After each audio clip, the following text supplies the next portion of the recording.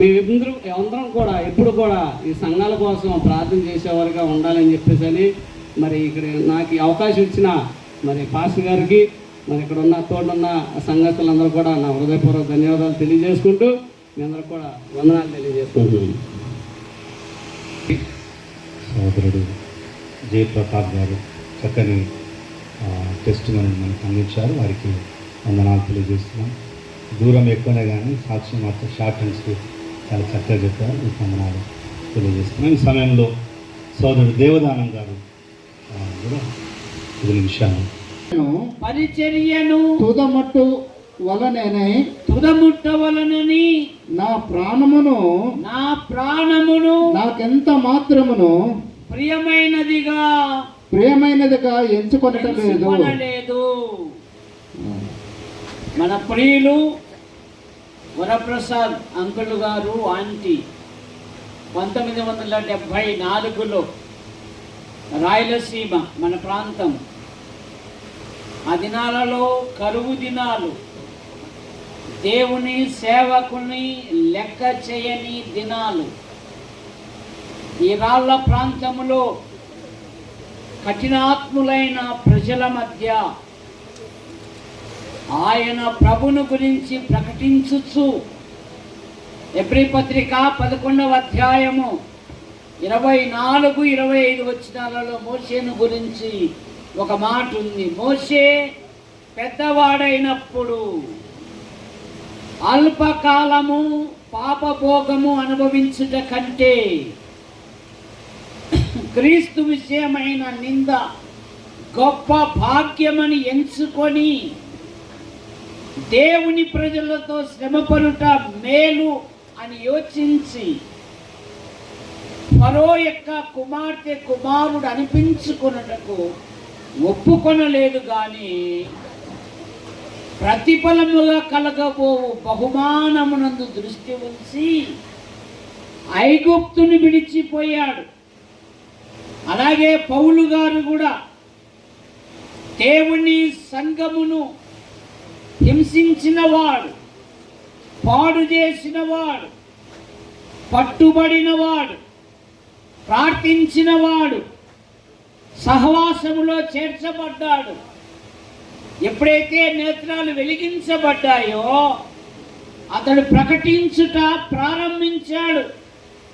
ప్రభునకు సాధనమై ఉన్నాడు అంటున్నాడు 2వ తిమోతి పత్రిక 4:7లో, మంచి పోరాటము పోరాడి తిని నా పరుగు తుదముట్టించి తిని విశ్వాసమును కాపాడుకొంటిని. ఆస్తులను కాదు, ఇది నాలో ఆస్తుల కొరకు ప్రభును కూడా వదిలిపెడుతూ ఉన్నారు.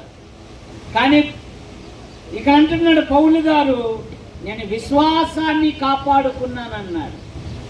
వరప్రసాద్ గారు అలాగే ఆంటీ గారు వారి యొక్క సంతానం మరి ప్రాంతంలో ప్రభు కొరకు సాక్షులుగా ఉండుట, అనేకులను ప్రభు యొద్దకు మళ్లించుట అనేది గొప్ప ధన్యత. అందరూ సొంత కార్యములనే చూసుకొనుచున్నారు. ఇందాకే వారి తమ్ముడు కార్పొరేట్ గారు సాక్ష్యం ఇచ్చారు. మా కుటుంబం అంతా, మా కుటుంబంలో ఉన్న వారంతా ఉన్నతమైన ఉద్యోగాలు చేసేవారు. కానీ మా అన్న దేవుని పని కొరకై వెనకబడిన ఈ ప్రాంతములో, కరువుతో తల్లడిల్లుతున్న ఈ ప్రాంతములో, ప్రభుని ఎరగక నశించిపోతున్న ఈ ప్రాంతములో ఆత్మల పట్ల భారము కలిగి అనేకులను ప్రభు యొద్దకు నడిపించాడు. గలతీ పత్రిక 1వ అధ్యాయములో పౌలును బట్టి వారు దేవుణ్ణి మహిమపరిచారంట. 1వ అధ్యాయం 23-24 వచనాలలో, పూర్వము పాడు చేయుచున్న మతమును ప్రకటించుచున్నాడని సంగతి విని వారు నన్ను బట్టి దేవుని మహిమపరిచిరి. నిజమే. మరి వరప్రసాద్ అయ్య గారు ఇన్ని ఆత్మలను ప్రభు యొద్దకు నడిపించుట, వారి సేవలో ఎంతోమంది సేవకులు మరి అనేక స్థలాలలో దేవుని గురించి ప్రకటించుట.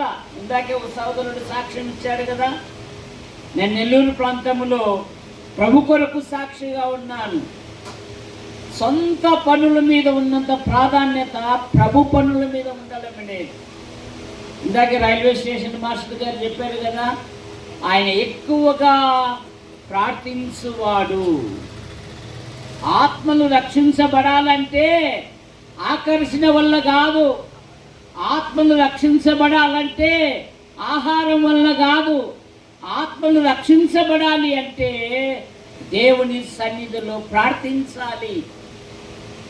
ఖాళీ సమయాలలో ప్రభుని గురించి ప్రకటించుటకు వెళ్ళాలి. అందుకే ఆయన అన్నాడు, నేను విశ్వాసమును కాపాడుకున్నాను, ఆ దినము మరి నీతిగల న్యాయాధిపతి తన ప్రత్యక్షత ఆపేక్షించు వారందరికీ అనుగ్రహించుననే మాట మనం చూస్తాం. మానవుడు పాపములో పుట్టి, పాపములో పెరిగి, పాపములో జీవిస్తూ పాప పరిహారము కొరకై అనాది నుండి అనేకమైన ప్రయత్నములు చేయించున్నాడు. మానవ ప్రయత్నములు దేవుని దృష్టిలో మునికి ప్రేలికలు గనక దేవుడే లోకమును ప్రేమించి యేసుక్రీస్తు నామములో భూలోకానికి వచ్చాడు. కారణం, మనుషులు ఒక్కసారే మృతి పొందవలెను, ఆ తర్వాత తీర్పు జరుగునని బైబిల్ సెలవిస్తుంది. మనలో ప్రతివాడును తన్ను గురించి దేవునికి లెక్క అప్పగించాలి. అందుకని మానవుడు, అయ్యో నేనంత దౌర్భాగ్యుడను, ఇట్టి మరణమునకు లోనగు శరీరము నుండి నన్ను ఎవడు విడిపించును? మానవుల పాపముల నుండి, మానవుల దోషముల నుండి, మానవుల అపరాధముల నుండి భూమి మీద ఎవరు విడిపించలే. దేవుడే లోకమును ప్రేమించి యేసుక్రీస్తు నామములో భూలోకానికి వచ్చాడు. ఆయన పవిత్రంగా జన్మించాడు, పవిత్రంగా జీవించాడు, ప్రజలకు మేలు చేశాడు. ఆయన అందులకు చూపునిచ్చాడు, అంగహీనులను బాగు చేశాడు, ఆకలితో ఉన్న వారికి ఆహారం ఇచ్చాడు. తన మహత్తు గల మాట చేత మృతులను సజీవులుగా అప్పగించాడు. ఆయన అన్నాడు, నాలో పాపం ఉన్నదని మీలో ఎవరు నిరూపించగలరు? ఆ పరిశుద్ధుడైన దేవుడు సర్వ ప్రజల పాప నివారణ కొరకై ఆయన శిలువలో బలియాగమయ్యాడు. యేసు రక్తము ప్రతి పాపము నుండి మనలను పవిత్రులుగా చేయును. ధాన్యము, మనం ధాన్యము ఆంధ్ర ప్రాంతంలో ధాన్యం అంటాము, మనము ఒట్లు అంటాము. ఒట్లు తీసుకెళ్ళి మిషన్లు వేస్తే ఏమవుతాయి? బియ్యం అవుతాయి. దాని రంగు మారా, దాని పేరు కూడా మారే. ఒట్లన్నం అన్నారు, బియ్యం అన్నం అంటారు. యేసు ప్రభుని నమ్మితే పాపి పరిశుద్ధుడైతాడు, దుర్మార్గుడు సన్మార్గుడైతాడు, అనీతిమంతుడు నీతిమంతుడైతాడు, వ్యభిచారి సంసారిగా మార్చబడుతుంది. కనుక ఈ సభలో ఇంకా ఎవరైనా ప్రభుని అంగీకరించకపోతే ప్రభు అయిన యేసుని అంగీకరించి పాపక్షమాపణ పొంది ఆత్మశాంతి నొంది దేవుని రాజ్యానికి వారసులు కావాలని మనవి చేయొచ్చు. మన ప్రియులు వరప్రసాద్ గారి యొక్క ఫోటో చూస్తే ఆయన ఎప్పుడు చిరునవ్వుతూ ఉంటున్నాడు. సహోదరుడా, నా పరుగు పందెములో నేను తుదముట్టించా, మరి నీ పరుగులో ఎలాగున్నావు అనే క్వశ్చన్ మనకు దొరుకుతుంది. నాకు ఇచ్చిన అవకాశాన్ని బట్టి ప్రభుని స్తుతిస్తూ అయ్యగారికి అవకాశం.